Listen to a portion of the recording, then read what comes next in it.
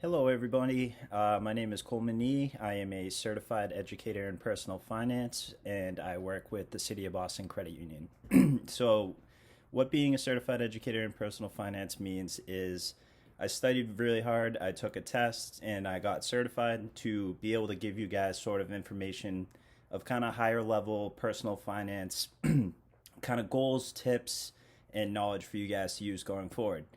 Unfortunately, what that doesn't mean is I can't dictate what kind of stocks you may want to invest in, kind of investments in tax law and things of that sort in general. But the information I can give you is definitely very beneficial to you. We'll start at kind of the basics and we'll work through a couple of topics here. I hope everybody's staying safe and healthy, staying home. And then at the very end, a little bit more of a topical discussion. We'll kind of go through how you can manage utilizing the stimulus check that you may have received. So, along with this presentation, I've included some of the resources that we typically use, and we'll kind of follow along through the PowerPoint along with some side information. This class typically lasts between 45 minutes and an hour, but with less access to you guys delivering questions to me, it may run a little shorter, but don't fret. At the end of this, I will include all my contact information, and I am more than willing to help answer any questions or anything that you think you need a little bit more information on. So feel free, and we'll kind of jump right into it. So if you want to have your PowerPoint either open on your computer or with you, we'll kind of start from the very beginning here. So as it's obviously called, Tools for Success to Repair and Rebuild Credit. This kind of brings us from kind of the stage one of how this is, how to get really back on your feet if you may have dealt with some hardships, or even if you just want to boost your credit score and kind of get to another tier so you can apply for a better rate for a loan or anything of the like. So we'll really just dig in and we'll work our way through. And the real specific stuff, feel free to reach out to me. I am more than willing, and the credit union is more than willing to help you with some of those answers.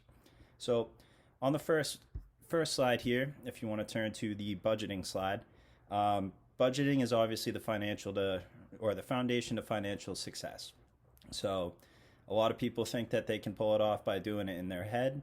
I wouldn't really recommend that. I've always said that writing it down or having an Excel spreadsheet or just even keeping track of dates on your on a calendar are even better ways to kind of really stay going with it and stay on top of your budget. So the very first way that I would recommend going against establishing a budget is on one of these handouts. It's actually page 6.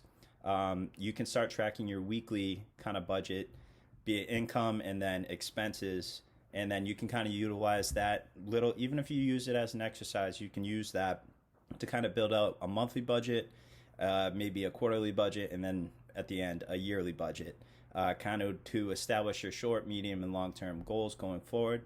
But it's just a great place to start and really start getting into the habit of this. So you're going to start by listing your current income and expenses. You can use that budgeting worksheet that I mentioned, or you can just do it on a side piece of paper, Excel spreadsheet, however you feel comfortable.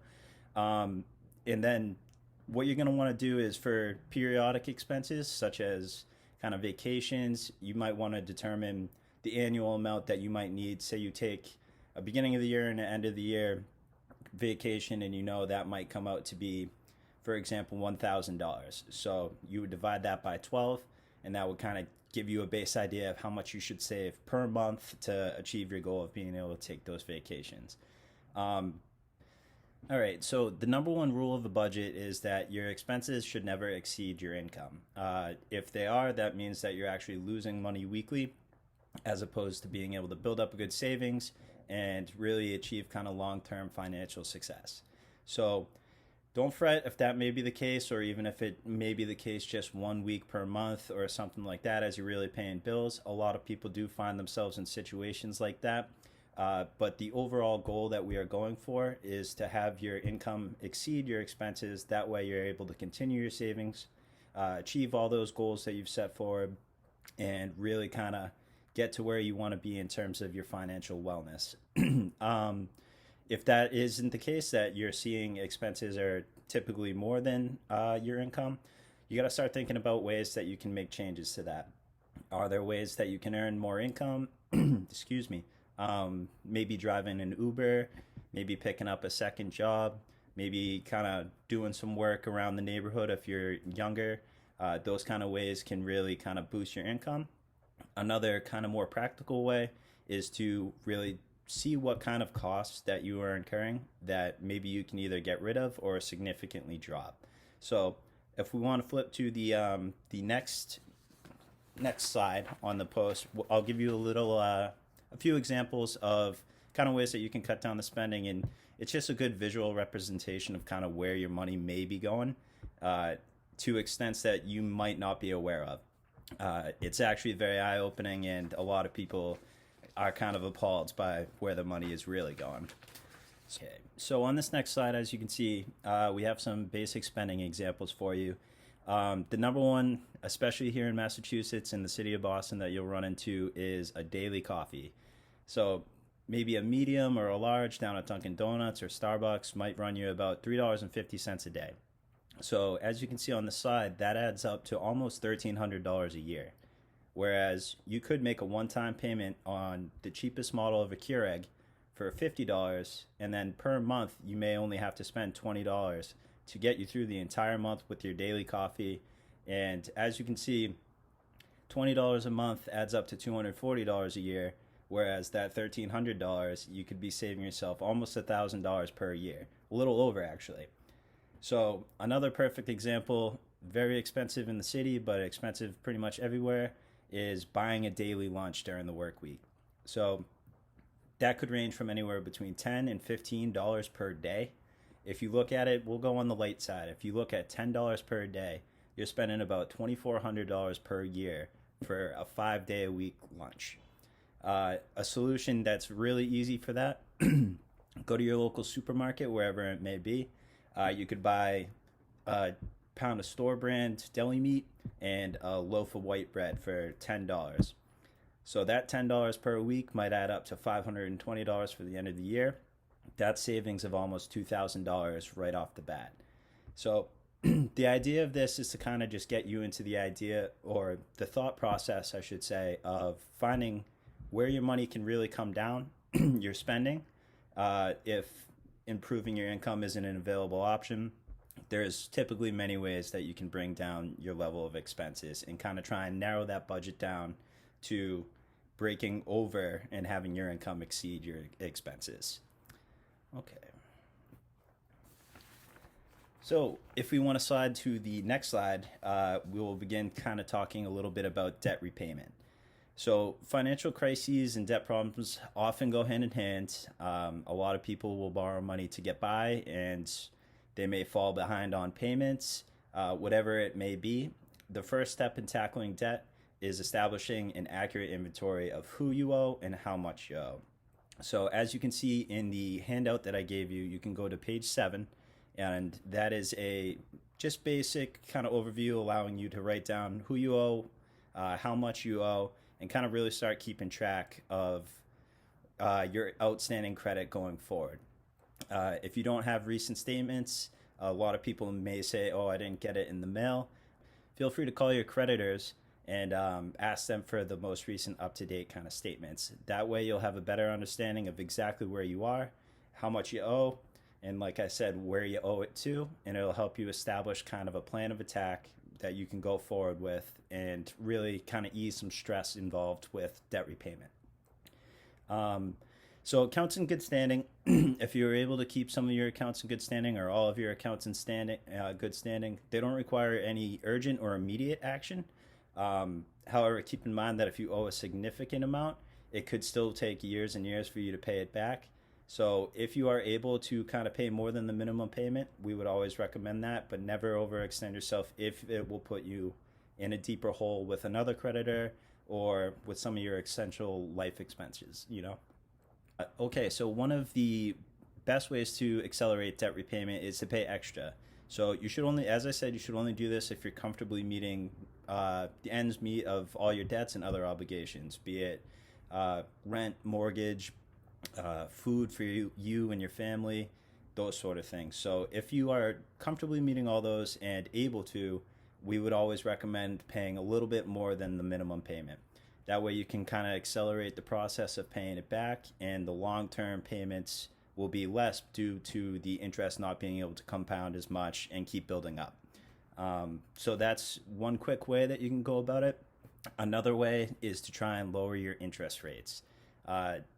There's actually a lot of available ways to go about kind of getting the ball rolling on lowering your interest rate. Sometimes, but not always, a creditor may be willing to give you a lower interest rate just because you call.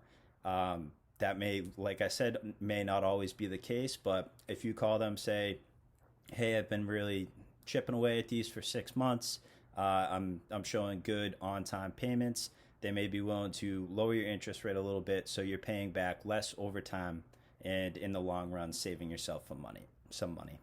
Another good way is if you have a good credit score, you may want to look at transferring some of those balances to a lower interest rate credit card.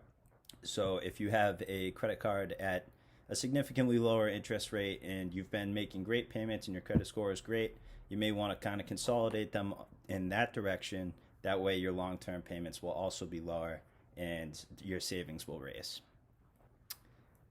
Another option in lowering your interest rates is to create a debt management plan. Through these, some creditors will allow you to close your accounts and give you a lower interest rate as long as you agree to go through some sort of counseling. This could be a great benefit to you going forward.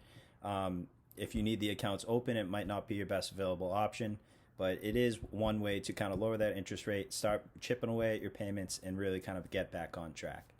So if you don't mind, let's flip to the next slide on debt repayment, and we'll keep going from there. Okay, on this next page, we're going to talk a little bit more about debt repayment. We're going to begin with delinquent accounts. So for delinquent accounts, you're going to want to start tackling those right away. If you fall far enough behind, it is possible it'll be charged off and sent to a collections agency, which can considerably damage your credit report. When you fall behind, the payments you miss are usually added to your minimum required payment. If you can't make that full amount, you should definitely contact your creditors right away. In some circumstances, they'll be able to kind of establish a payment plan over a few months. Even in some instances, you'll be able to do a lump sum payment for considerably less, in some examples, than the full payment that you are owing, and you can work it off and get that account cleared right away. When calling a creditor that you may be delinquent on, you're definitely going to want to stay calm and polite, because it can't hurt your chances to be nice to the person that may be willing to help you out in the long run. With that being said, if you run into a person that may not be so willing to help, you can either ask for a supervisor, you could try calling back at another time, or you could try shooting in a letter and see if you have any luck that way. With that being said, you can also improve your credit standing by continuing to catch up on these payments, and it's always a sign of good faith to the creditor if you've consistently made your payments on time and you're trying to rebuild and really get back on your feet. And that none of that can hurt going forward if you're trying to get either a lower interest rate, establish a payment plan, or try and lump sum payment to remove the account. Once an account goes to a collections agency, unfortunately the damage has already been done. So with that being said, those kind of accounts won't take precedence over mortgage or rent payments that you need to make monthly to stay where you're living, but that doesn't mean you should neglect them over time. If they sit in collections for too long, you are still able to be sued. Currently in the state of Massachusetts, the statute of limitations for a collections agency to sue you for unpaid debt is 6 years. It varies state by state, so it's definitely worth looking into if you may be in a problem of that sort. Some of these collections agencies are willing to kind of also establish these kind of payment plans where you may be able to pay over the course of a couple weeks, a couple months. They may take lump sum payments as well to remove the collections account from your credit report. But with that being said, always get a debt settlement agreement in writing. That way you can't be sued again after, even if you've already established a relationship with the agency and you're going forward with the payments as you originally planned. It's always best to have it in writing just to protect yourself. Uh, in terms of lump sum payment options, if you have an outstanding debt of, just for example, $1,000, and you've had a hard time kind of establishing some savings to get back and make that payment, some of these agencies have been known to take as little as 25, 30% of the grand total of the money owed. So that is an available option. It's not necessarily a guaranteed option, but it's always worth looking into by contacting your creditors and your collection agencies ahead of time and really trying to establish a relationship with them and ease the whole process going forward. And any measure of good faith in these kind of circumstances is only there to help you. Another point I would like to make before we move on is avoid debt settlement agencies at all costs. A lot of you may have seen some of the late night infomercial phone numbers. Call this debt settlement agency and we'll just completely eliminate your debt. We'll remove it from your credit score. Those sort of promises. And a lot of times they'll charge a extremely high fee. When in the long run, they may actually not be doing anything for you at all. And at the end of the day, you are still the one that is responsible for it. So if the debt settlement agency charges you and doesn't help you kind of repay your collections accounts, you still would be the one targeted to be sued. So always keep that in mind going forward. And if you can, avoid them at all costs. A lot of times they'll do things that you can just do on your own for free, but they'll charge you an exorbitant price, and it may not even be a benefit to you in the long run at all. So let's continue on, and we'll get into a little bit of rebuilding credit. Once you've kind of established some sort of debt repayment plan and you have an established budget going forward, another major topic to achieving financial wellness is rebuilding or repairing some credit. So your credit score and your credit information is available to you for free, one from each of the credit bureaus. So that's TransUnion, Equifax, and Experian per year, one per bureau per year.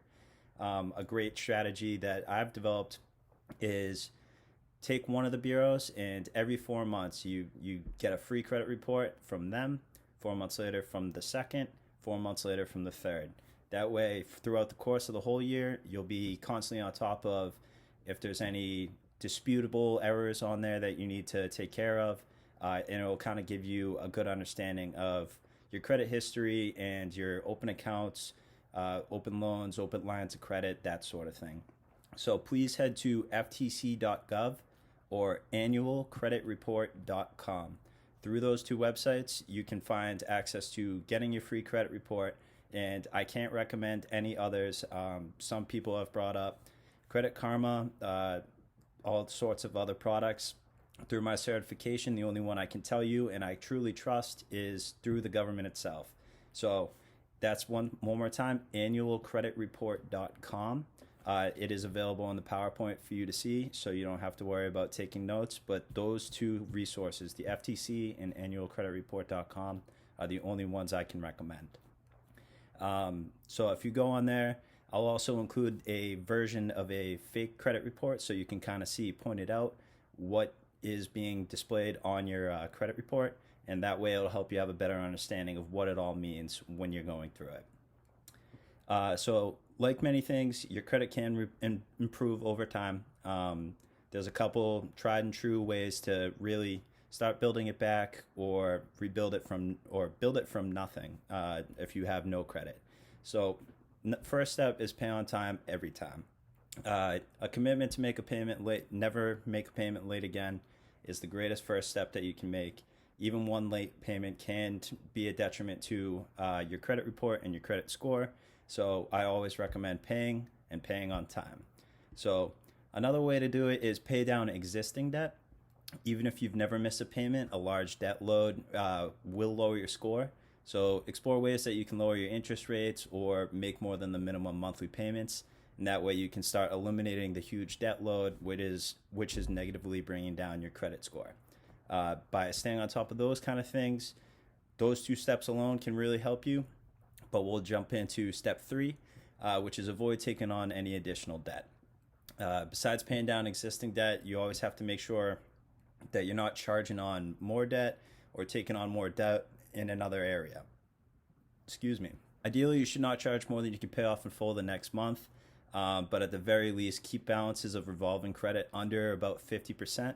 So if, for instance, when we get into a secured credit card, if you were allotted $500 on that secured credit card, try and stay under $250 paid for the revolving credit. That way, the credit bureaus, when they see how much you're using, if they see you're consistently maxing out your available credit, it shows that this person really needs all of that line of credit, and they may not be willing to grant you more going forward, or they may up the interest rate just to kind of secure their losses and make sure that there's no circumstance that could arise where you wouldn't be able to make that payment back to them. So they try and protect themselves, and it is a negative impact on your credit score for you to be using more than the recommended 30 to 50% of your revolving credit. The final one, when looking at your credit score your credit report, is dispute any and all errors that you see on there. Many credit reports contain mistakes. It could say you have an account open in a bank that you've never been to. Victims of identity fraud unfortunately fall into that circumstance a lot, or people have been known to take out auto loans in somebody else's name. These are all kind of things that will drastically negatively affect your credit report. So let it be known that you can dispute any errors that are actually legally not true. You can get a free copy of your report, as I said, from those websites up top, and you're going to want to immediately contact that creditor and contact that credit bureau with any errors that you see. And by law, the credit bureaus have to report any error that you prove to be false to the other two bureaus. So with that being said, if you find a loan that you never took out and you report it, you dispute it, you win your dispute, Experian, for example, will let TransUnion and Equifax know as well, and it will all be taken care of. With that being said, definitely keep any kind of communications between you and a credit bureau or a creditor. Keep a copy of that. Print it out, put it in a file, keep track of it. It's all to protect yourself going forward, just to make sure you have records of any and all communication between yourselves and the creditors and the credit bureaus. Okay, so going into trying to rebuild credit if all your accounts were closed, there are two main schools of thought, or basic ideas, I should say, for how you should go about establishing some credit should you have none or all your accounts are closed. So the main one I would go with and recommend is a secured credit card. Secured credit cards can be found at a lot of financial institutions. They can be found as a gas card. They could be a department store kind of secured credit card as well. And the way they work is you give the creditor money beforehand. For example, just to make it easy, we'll say $100. If I give the creditor $100 and I have a maximum of $100 line of credit on the secured credit card, even if I don't make the payment, they still have my $100 and they've essentially covered themselves to no loss. So what that allows them to do is give secured credit cards to people whose credit may be a little bit lower on the end of the spectrum. They may have no credit, or they may have no accounts opened at a time. And what that'll allow you to do is start establishing some credit. You're making your payments on time, timely, and not overusing it. And your credit score is going to start going up, and it'll look better to not only the credit reports, but going down the line, if you go to get another line of credit, be it an auto loan, a mortgage, having that established credit will only benefit you, getting you a lower interest rate going forward, and your long-term payments will be significantly less the higher your credit score. One thing to keep in mind, though, with a secured credit card is be sure that that secured credit card is reporting to the credit bureaus. In some circumstances, the card won't be reporting to the bureaus. So essentially, as far as they're concerned, you haven't been making any progress, you haven't been making your payments, so it'll all be for nothing. So you definitely want to make sure that these groups or whoever you go with for your secured credit card is reporting to the bureaus. That way you'll be able to show good faith, continue to make your payments, and be building your credit score. The second school of thought is a cosigner, and I will warn beforehand that the way these work are, say you have a family member, a friend, a spouse, brother, sister, whatever it may be, that has a better credit score than you do, they can sign on with you to a line of credit, and you may be able to get a lower interest rate. But just keep in mind that by taking this route, If you are not to make your payments, or you repeatedly miss, or you're late, it's not only affecting your credit score, it's actually affecting your co-signer's credit score as well. So it has to be a very trusting relationship between you and your co-signer, and definitely know that you can make the payments so as not to affect theirs as well. And with that being said, same as debt settlement agencies, never use a credit repair company. A lot of times they'll charge an exorbitant price as well, and they'll say that they're calling credit score or credit bureaus, creditors for you when you could be doing it for yourself. Or some of them have even gone as far as to promise that they can give you a new social security number. This is completely illegal, of course, and I want to remind you that there is no legal way to remove accurate information from your credit report. So even if they do find a way to get it off, it will be caught and it will be put back on there, and you may face the consequences from that. So keep that in mind going forward. Avoid them at all costs if you can. Okay, so we're going to flip over to the borrowing wisely slide. So as you can see on here, there's a example rate sheet showing the different available credit scores, the interest rate that you would get, how much your monthly payments would be, and the total amount paid at the end. So for this example, we're going to use taking out a personal loan for $500. So as you can see, at the lowest tier of $599 and below, you would be getting an interest rate of 15.99% APR, which would equate to a monthly payment of $45.36, and total paid off $544.32. Next, we'll use the middle tier between $660 and $719. For that, you would get an interest rate of 11.99 APR, which would equate to a monthly payment of $44.42 and a total paid off of $533.04. And here at the top tier of a credit score of 760 and above, you would be able to get a 5.99% APR interest rate, which equates to a monthly payment of $43.03 and a total paid off of $516.36. So just for this example, that might not seem like too much. It's only a $28 difference. But say it was a $5,000 loan, it would equate to $280 over the course of it. And the more higher and higher you go for value of the loan, you can really see kind of how having the better interest rate can in the long term save you a lot of money. With that being said, just at the bottom, a little side note, avoid payday lenders at all costs. So payday lending is illegal in some states. In some cases, the interest rate can be as high as 400%, which means, say, for that same $500 loan, you could be paying back $2,000. So obviously that's completely unacceptable, and in a sense they're robbing you at a lower or an extremely high interest rate, thinking that you have no other available options. So you're always going to want to try and read out all your available options, see which avenue you can go, but avoid a payday lender, because the amount of money in the long term that you will lose by going with this route is exorbitant, and you'll never really truly be able to get back on your feet and be moving the right direction if you're always paying back these ridiculous interest rates. So with that being said, we're going to flip to the second and last slide about establishing a little bit of savings. So establishing savings allows you to pay your bills whenever an unexpected problem may arise. Somebody in the family gets sick, the furnace in your home breaks down, your car breaks down, things like that, where it is a huge benefit to be able to have a little bit of money saved up on the side. Whereas if you have none, you might be in a really tough place. And in a lot of those kind of circumstances, people will rely on another line of credit to try and pay that back. And all that's doing is digging a deeper and deeper hole. So we always recommend paying yourself first. It can be tough to get the ball rolling and start if you're not used to this kind of tactic. But even if you did $10 a week, that equates to $520 by the end of the year. And eventually, as you're building that habit, that good habit of putting some money away for yourself, you may be able to increase the increments at which you're saving. So you could get up to $25 a week, $50 a week. Say as you're making more money or you're getting better at cutting your costs, you might have a little bit extra to save each week. And in the long term, it'll really add up, and it can help you out, say you are put into one of those kind of predicament situations.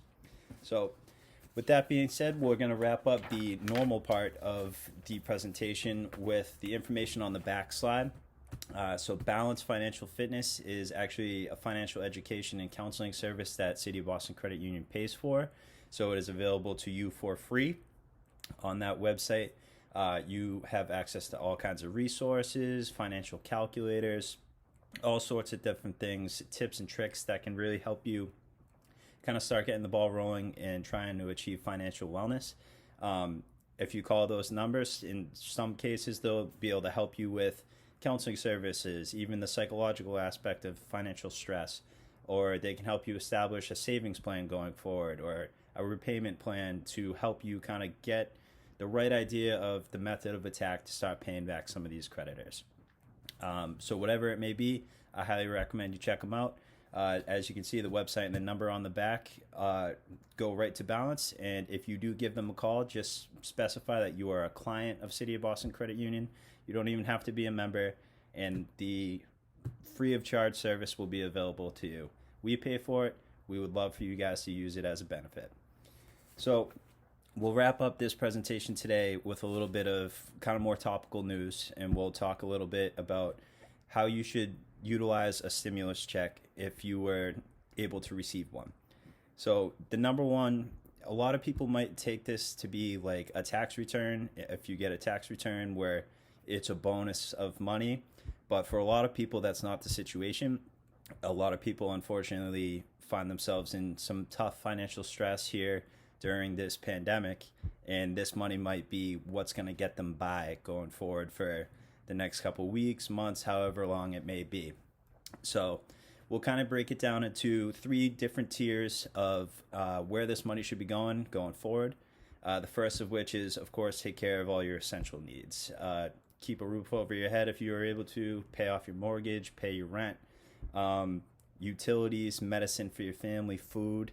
Those sort of things should always come first with this stimulus check and this newfound money that you have in your bank account. So essential workers that are still leaving the house, your needs may be a little different. You may still have to be covering your auto insurance. You may have to be covering gas to get to and from work. So it's definitely worth taking into consideration your true needs, not your wants, because those wants will come back somewhere down the line when hopefully we found a little bit more sense of normalcy again like we were before. So definitely needs, not wants.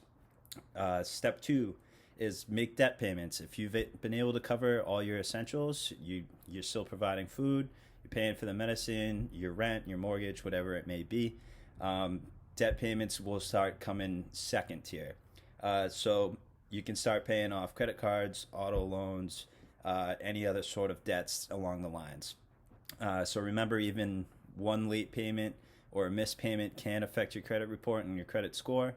So if you're able to, with this newfound money, definitely want to stay on top of those going forward. Remember that many lenders may be offering some sort of relief resources for you. So in that circumstance, you may want to reach out to them. Some people are offering deferred payments, so you could pay in a couple months. Some people are doing forbearance. It's always worth looking into, but just keep in mind that even if you don't have to be making that payment now, that doesn't mean necessarily that it's not accruing interest still.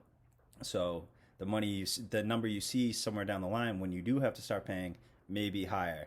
So definitely know the terms of your agreement going forward if you are able to do any sort of relief program that can kind of help you keep the money short term for those essentials that we had mentioned. But if that isn't available, that's where the second tier of your money from the stimulus check should be going.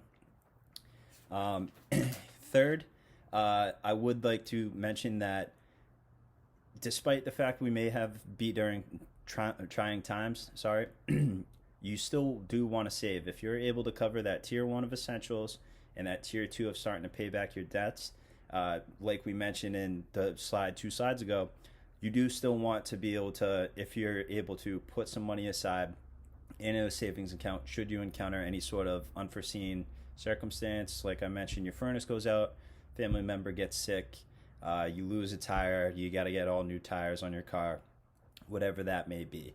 So I guess I will wrap things up by giving my contact info. I truly want to say thank you for staying in and watching. Definitely continue to stay home, stay safe, stay healthy. My contact information is C as in Coleman, NEE at cityofbostoncu.com. Or you can also shoot my phone a call at 774-291-1325. Again, 774-291-1325. I am more than willing to help with any questions or if you need further information on any of the topics discussed today. I hope you guys have a great day, stay safe, and I hope to get back into the class and see you in person soon. Thank you.